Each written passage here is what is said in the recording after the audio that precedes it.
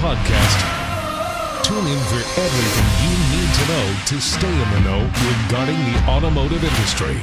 Here's your host, Jason Harris. Hey, what's going on, Podcast Nation? This is Jason Harris here, and thanks for joining me on another episode of Strategy Mob. Today I have two very cool guests. I have my very special close salespeople friends. Can I call you guys my friends? Yes. Sure. Can I call you salespeople? Is that like the right term? I guess so. Yeah. You're a car guy? Yeah. You're a car person? I'm just messing with you guys. I'm just messing with you guys. I have both Mark and Marco with me today, which is going to be cool because they're both Italian and they both work at luxury dealerships, so we're going to easily get them confused throughout the entire podcast. But before we kick off this podcast, guys, let's start off with a couple origin stories, kind of how you guys got started in the industry.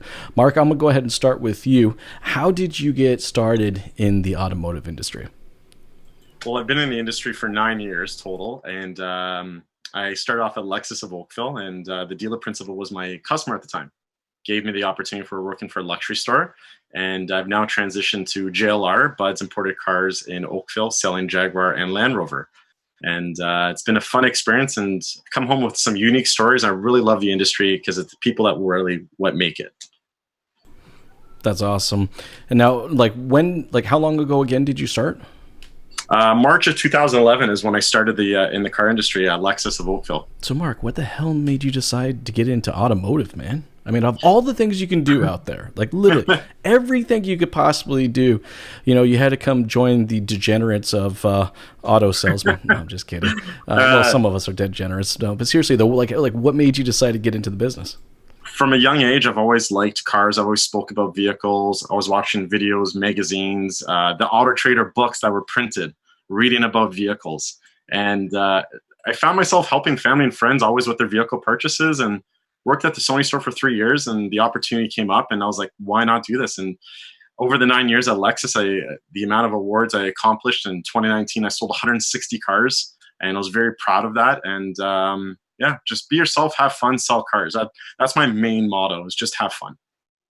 Well, this industry is fun. And then one of the key points to being successful in the industry is just being yourself, right?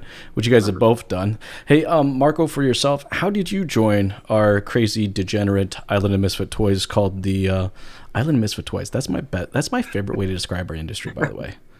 Like, I got to stop using the word degenerates because it's probably not the best thing, but I love describing our industry as the Island of Misfit Toys. So I think it's more appropriate. Anyways, Marco, how did you get started in this business? Well, I started actually in very similar kind of transition times that we're in right now. I call it transition times. There was no deadly virus out there, but it was back in 2007, 2008, when there was a massive recession. And at the time, Chrysler was asking for a bailout. And at the same time, on the other door, I was knocking, asking for a job. So I started for the same... So much like Mark, I started because of my passion for cars, which is probably the worst thing you can do in this industry is have passion for cars, because it kind of drains it away in a sense. But I'm just kidding. It's just it's one of those industries where not a single day matches the previous. So every day is a different day. Every person you talk to is a different person. And what I find most interesting is the fact that the clients, I don't know if Mark can attest this, but the clients we deal with have their own little realities. So, they hang out with the 5 different people that they hang out their whole life or whatever they spend their days with. And to them, that's normal. And then they come into the dealership and we get to see all these little, I like to call them clusters of what people think is normal. That's a good way of saying it. Yeah. And you get to, you kind of get a view on a little bit of what everybody's day looks like, It's interesting. Keeps things very, very interesting, put it that way, right? So, well, I think that's why we all get kind of attracted to this, like a moth to the flame. I think in some cases, us as salespeople, I think we kind of like getting burned a little bit. Like we like the highs, and as much as we complain about the lows, we like those too because it makes the highs like that much sweeter. Like it makes it stronger, right? Hey guys, I'm curious right now, there's interesting times, right? Marco, you were mentioning, the recession. I went through the whole recession as well. And, the recession progressively got worse, right? Like it was over a 6 to 9 month period, depending where you are geographically, across the country, some a little faster than others, but it was a progression up to, just dealerships being quiet and no one coming through the door. This was like lights were out. We turned it off, so it's a very different time frame. During the recession, it had to do with economics.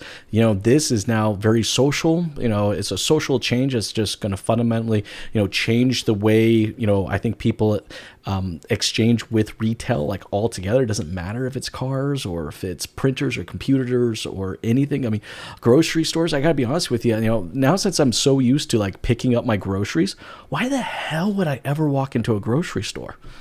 Like, it's the most annoying thing in the world. We have 3 kids under the age of 9. All right. And now since I'm so used to just picking up my groceries, like I can't, I'm like, you were an idiot. What are you doing taking 3 kids into a grocery store? Are you bloody nuts? Anyways, guys, let's start off our conversation with kind of like, what's the current norm for you guys? What does your kind of day-to-day look like right now? Mark, I'm going to start off with you. My norm is working from home right now. Like, I am transitioning to the new dealership at JLR in Oakville and digging a lot into product knowledge, self-branding, waking up early, and putting a to-do list together to keep myself organized. And my wife works from home in the office. She works for RBC, and definitely being quiet during those times. And we have a new dog, and making sure. Okay, let me ask you the question real quick that everyone's thinking: how is it working side by side with your wife? I just want to know. She's upstairs. I'm downstairs. Is that how it's normally every day, or is it just when working hours? I'm just kidding. Just working hours. But it's definitely different because I think all of us are such a hustle mode of, talking to that customer, working, emailing, phone calls. I miss the hustle. And I'm very excited to get back to it. But I'm doing the Mark at Your Car Guy on social media. And I think now social media is so important, and the virtual is something that we've all talked about for the longest time, that sadly it's going to start now because of this. Well, talk to me a little bit about, because it's a big part of your current now. Like, tell me a little bit about what your kind of current social efforts are. Well, I'm on like Twitter, Instagram, Facebook, and LinkedIn. Definitely Instagram is the #1 spot. I'm strategizing to go into YouTube to start making longer videos, more tutorials, and a different exposure. And I had Mark at Lexus for the longest time, over 2,000 followers on all my threads.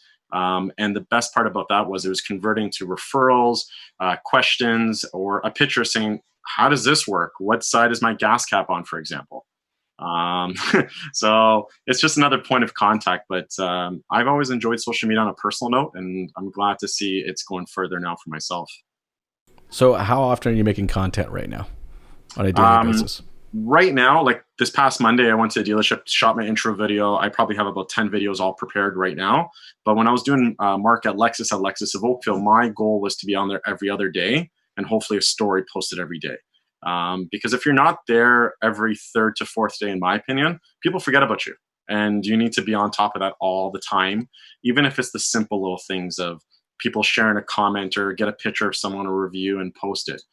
So I got to get back to my norm, which it will happen, and it's going to be every other day. Well, I definitely want to elaborate more on that because I know both you guys spend a lot of time on social creating content, and I know it's a part of your guys' growth strategy and referral strategy. But before we go any farther, though, on that, I want to give Marco a chance. Can you kind of throw at me, man, like what's your day-to-day look like right now? I got my appointments booked back to back, and just video calls with clients, showing them vehicles, vehicle walkarounds, virtual test drive. Pretty much everything that I was kind of doing before. And before it was like, let's say 10 to 20% of people I was doing video walkarounds and what's not with, which were my leads. And then the rest were walk-ins and repeat business and service clients. Now it's 100% of it is virtual and video calling and everything else, which is, it's great in one sense because, you get to do them, you get to do vehicle presentations one after the other. You don't have to go through the entire process before you get to do a vehicle presentation with the next client. You do them back to back, and then you sit back down, you send all the quotes out, and you call the clients one by one. So it's a bit more I think it really streamlined our process quite a bit. And the thing with the car business is the car industry is, we had the steps, meet and greet, needs analysis, da. So all those steps now are going to have to be thrown out the window, but they're just going to have to be reorganized, I believe, right? So, and the idea ultimately is the same. You want to meet the client and close them. So beginning and end doesn't change. Just that you're going to shuffle things around in between, the test drive part especially, right? Yeah, it's just kind of how we're doing it, right? I mean, I don't think necessarily the process changes as much as it's not solidified like it used to be. It's like you had to show up to the dealership. You had to do this, this, and this before we could get to any type of documentation, right? And now it's like, I think now what we've had to do is we've had to actually kind of hand the steering wheel over to the customer and kind of give them the chance to steer the direction of the process a bit more than we've ever have in the past. I mean, face it, guys, as an industry, we are full of a bunch of like self-controlled, like wanting to control everything, right? Whatever I'm trying to say, I'm lost for words. But we're constantly wanting to control the process. Now I don't think necessarily we can, and that's one part of it. We have to kind of give up control. But I think the other part is that we're going to have to actually we're going to have to connect with someone, from screen to screen. And let's face it. I mean, when you guys are at the dealership, all right, if you had your choice of 3 lead formats, one being an in-person, a phone call, or an internet lead, everybody would choose the in-person first, the phone call second, internet lead third, for the most part, right? I wouldn't say as an industry we've been super comfortable about focusing our efforts on internet leads, but now we're forced to. Like every customer is an internet lead now. Well, I think every customer was an internet lead, but now we're actually kind of forced into it. So let's talk real quick then about how we connect with people from screen to screen and kind of get some ideas of how you guys are doing it and how's it working out for you. So Mark, for yourself, are you doing right now kind of that screen to screen connection with customers? As of right now, I'm not, because I'm not working from home and I'm going to the dealership to build my product knowledge and my content. But when I was at Lexus, I was. I have the Zoom account where we're using today, Skype, video calling. I've definitely always advertised that. And then through Instagram as well. But I haven't seen, there wasn't a lot of times I was doing video, but I can definitely see the transition when I get back to the dealership. A lot of people are going to want to do that to make sure that they feel more comfortable. Hey, Marco, for yourself, I know that you're currently at the dealership. You're still selling. Talk to me, walk me through a little bit, how it is, connecting to someone screen to screen versus connecting with someone person to person. No, it's funny because I feel like our radius has broadened so much. So basically, I'll give you a quick example. I got a client that today calling me from Sault Ste. Marie, trying to buy a vehicle from me.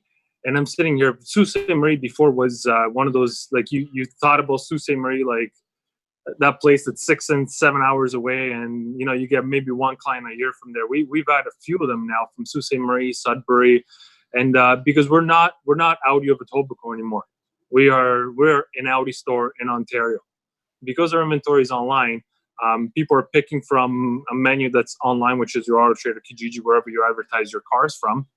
And it's interesting to see what they're coming from. And then this particular fellow from Sault Ste. Marie that contacted me on a pre-owned Q7.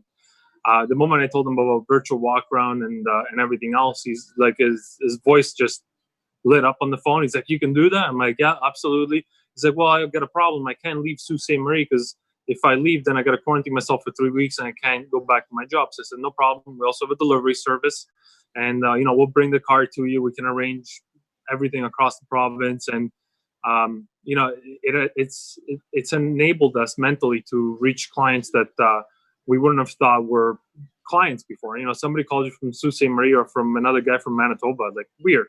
And we thought, this guy from 6 hours or plane right away is not going to buy anything. The salespeople are predisposed to that kind of thinking a lot of the time. Well, that's a good point. I mean, Marco, like if you had gotten that lead before all this happened, I mean, we would love to say that, yes, we would have spent just as much time talking to that customer or, developing a connection with that customer as if they were in Mississauga down the street from you, right?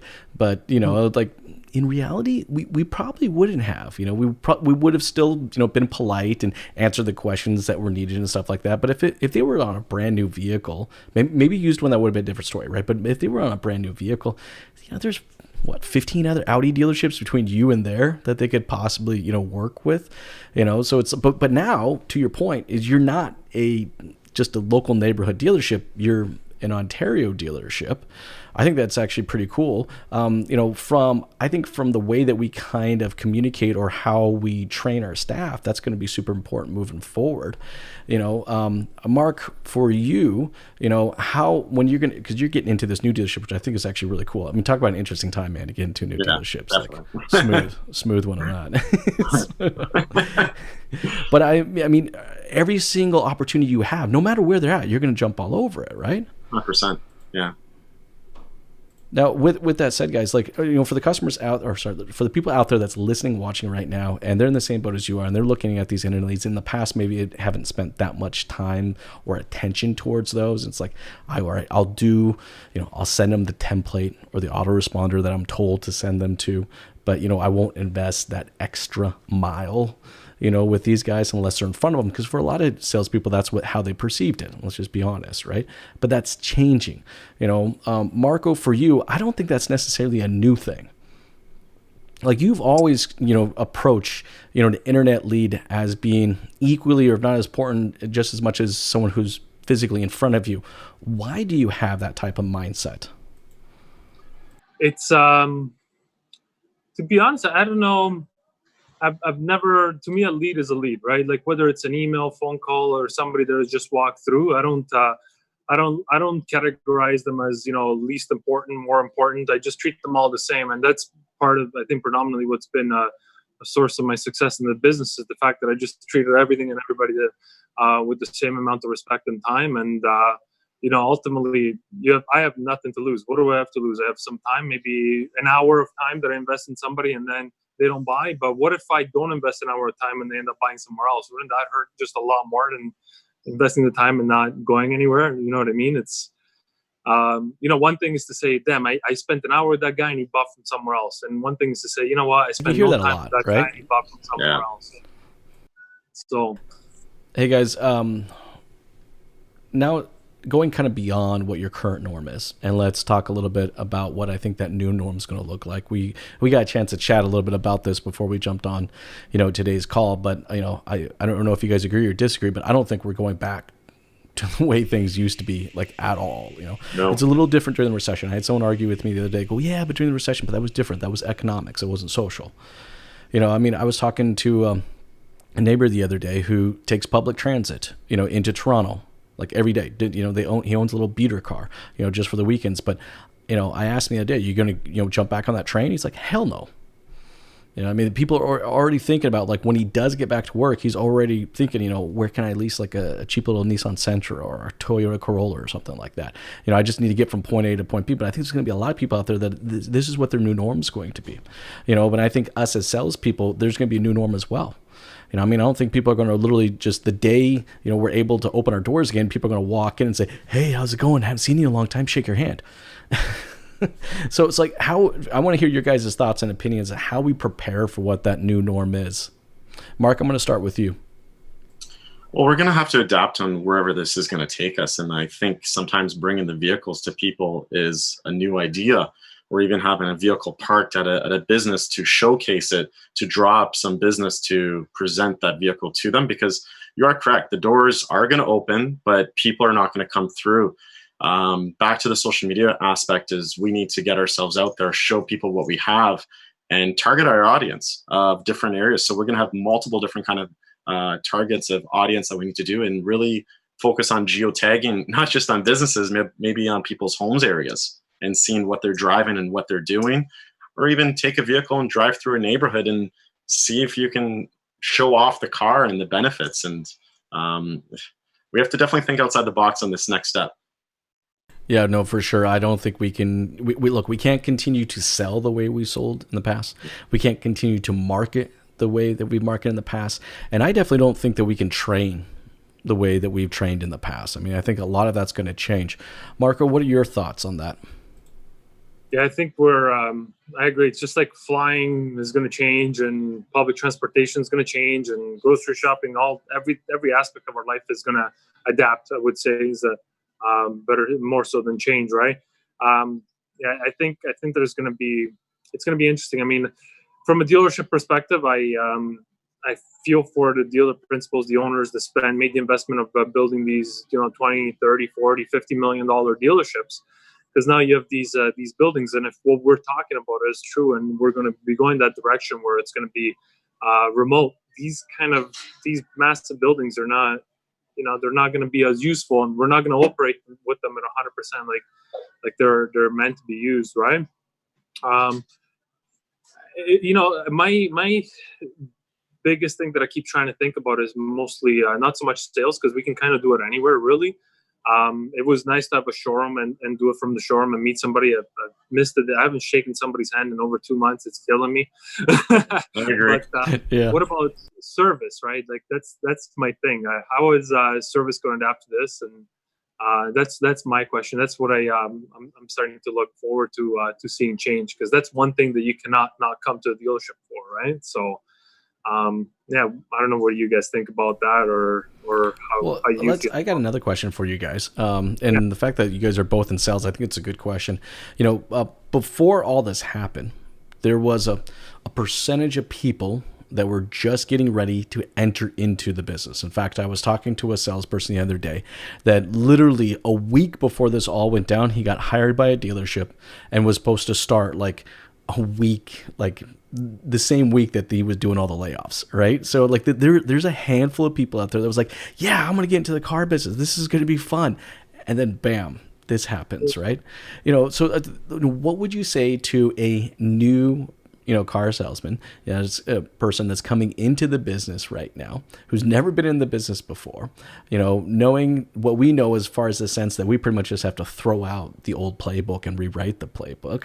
What would you say the 2 or 3 things that should really focus on right now that's going to make a big impact the first couple months that are employed?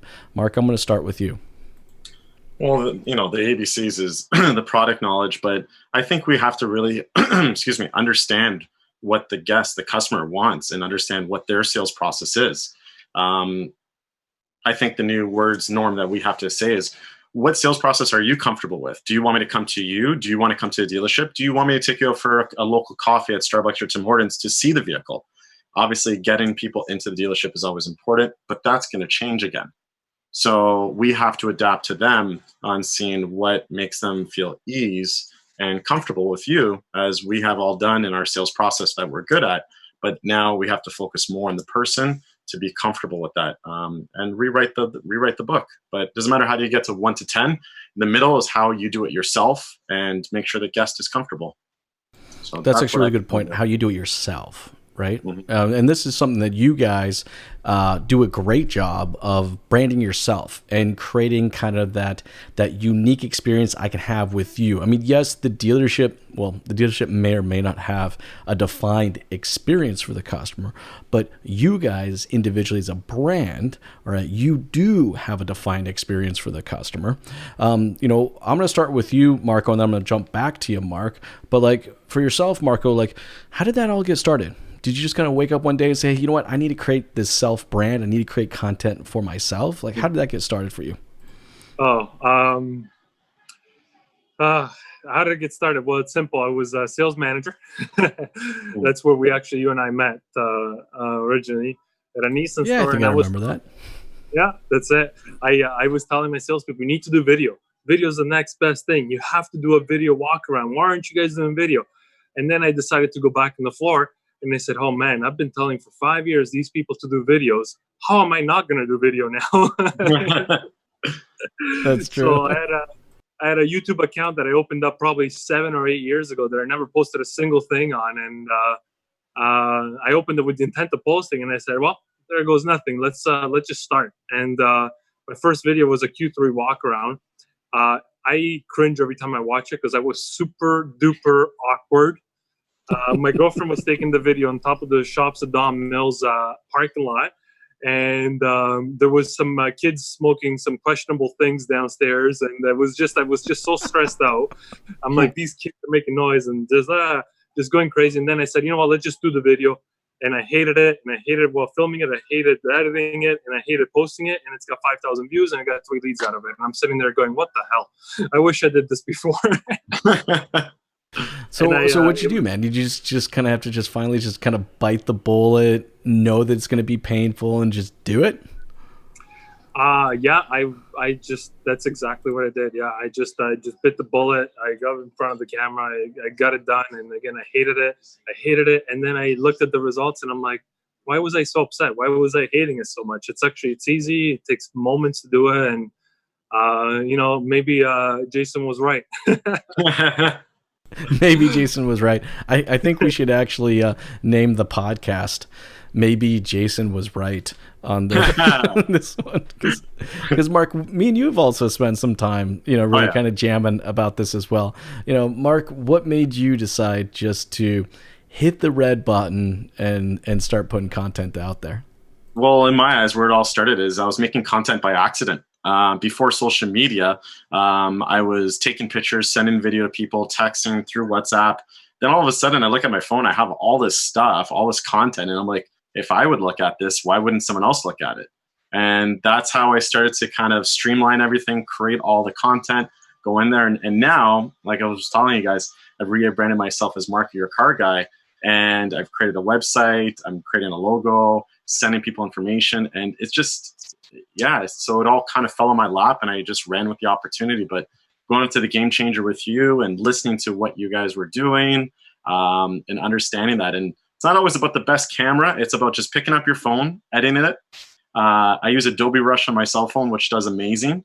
And create it's actually a pretty good product. Like anybody out there that hasn't done video editing, and it takes a little bit of learning curve, but for a mobile editing tool, it's phenomenal. Yeah. Well, a long time ago, I took Sheridan. I was at Sheridan for media. Never thought it would be anything I would ever use. And all of a sudden, all this Adobe information I had back in 2007, 2008 is all coming back, and it's all worth it. But content is around you all the time. Have your phone with you, take pictures. If it's cool for you, it's cool for someone else. I like that. That's actually a great way to kind of approach it, right? People always are asking me, well, what kind of content should I make? I don't get it. Can you give me a list of 53 things I can do? And it's but no, Mark, that's actually a perfect way of saying it. If you think it's cool, other people are going to think it's cool too. It's a great way to kind of get started creating content. And it is, Marco, to your point, it's just a matter of just pushing the red button, isn't it? Yeah. I remember one of my first videos I did. Now I get to date myself because it was on a Kodak Flip-A-Cam. And it was brand new for that holiday season at a whopping 1 megapixel. Wow. Black and white. It recorded, I think it wasn't even 460. It maybe been 460. I think it was maybe 460p video. Yeah. And I remember I had to set it up on a tripod, no mic. I had to talk really loud so you could hear it. And I remember one of the first videos I did, it was on the showroom was a slippery floor, and I kind of ran and slid into the scene, but then actually fell on my ass and kind of slid underneath the car. And I was like, that sucked. But then I literally bounced right up, and because I knew I was going to edit this afterwards, right? So I bounced right up and just kind of went into talking to the customer about this used SUV. I don't even remember what it was. Well, I forgot to edit it, and I sent him the version of me falling on my ass and slipping underneath the car. And you know what? I saw a copy of the video floating around somewhere 4 years ago, and people are still using it as an example to shoot video. Wow. But it is, you just gotta hit the red button. You gotta put it out there. But I actually think that's the best part about it, right? It's you're connecting with a person. That's just a person. It's not. The issue I run into, and I want to hear your guys' thoughts on this. I think where salespeople screw this up when creating content is they come up with a persona. You know what I mean? They're not being real. Yeah, right. They're being the monster truck announcer. And they're not just being who they are, and they're just kind of yelling and they're loud and kind of nauseous and just like I don't think that's like, I think I that think all we just comes be who down to we are. a sales call as well. Like when you're on a sales call, do you act yourself or do you put a character on? For me, I act myself. Be honest, be blunt, have fun, sell cars. That's the same thing I bring to my social media. There's no reason to put a new acting thing on. Be yourself. Takes too much work. Yeah. It does, right? It actually takes a lot of work to be fake like that. And then when someone comes into the dealership and finally connects with you and they realize that's not who I was connecting to online, and then we feel, what's the term I'm looking for, guys? Catfished? Am I saying it right? They'll be an e-lead the next day. I may have totally just used the wrong term on this. You know what I mean, though, right? Shorter and less muscular than the picture you sent me. Wait a second here. In your video, you seem to know a whole lot more about this product than you do at this given moment. No, I'm just kidding. Hey guys, I know it's getting towards the tail end of our time together. I know we could probably go for another hour or so. But hey, before we go, you guys, I get to ask my favorite question to you. And I get to ask you both, what is pissing you off? So, Mark, I'm going to start with you. Mark, what is pissing you off? What's pissing me off? I want to go back to work. I want to start working with people again, selling vehicles. Yes, the shaking the hands thing is going to stop, but I miss my hourly espressos at the dealership and really congratulating someone and getting to that delivery process, which makes it all worth it at the end of the day. Hourly espressos. Okay, I'm down for that. You know, that's true. I mean, I think the most amount of coffee I ever consumed in my entire life was when I was a car salesman, and I was pretty bad. I was like a pot a day kind of a guy. All right, Marco, for yourself, what is pissing you off, sir? I mean, like Mark said, it's the fact that I just want to go back to having a full staff here, man. Like I just want to. It's nice to be able to still work in these times, and it's just two of us here at the dealerships. But I miss my coworkers, man. Like it pisses me off that every day I got to come into work and just be just the two of us and not have that the personal connection with other people that you work with. How was your weekend and stuff like that. Now it's more like, hi, from far away, and go to your desk and sit down and work on whatever it is that you've got to work on that day. It pisses me off that I can't have my normal life again, which is what pisses everybody off nowadays, right? So, yeah. That is very true. That is very true. Hey, guys, before I let you go, though, for everybody out there that's watching and listening right now and would love to connect with you and kind of follow along with your journey and check out your content, what is the best way to do so? Mark, I'll start with you. My name is Mark Palmieri. I work at Bud's Imported Cars, Jaguar, Land Rover in Oakville. And you can follow me on my social media handle called Mark Your Car Guy, or LinkedIn, Mark Palmieri, and would love to connect with you just to talk about cars or sell you a JLR product. Awesome. Hey, Marco, for yourself, what's the best way to connect with you, sir? I'm a big LinkedIn fan, so connect with me on LinkedIn. It's Marco Mantenuto. And yeah, I'll see you on there. Awesome. Hey, thanks, guys, for taking the time to jam with me today. This has been a lot of fun. Thank you. Thank you for inviting us. You guys have a good one.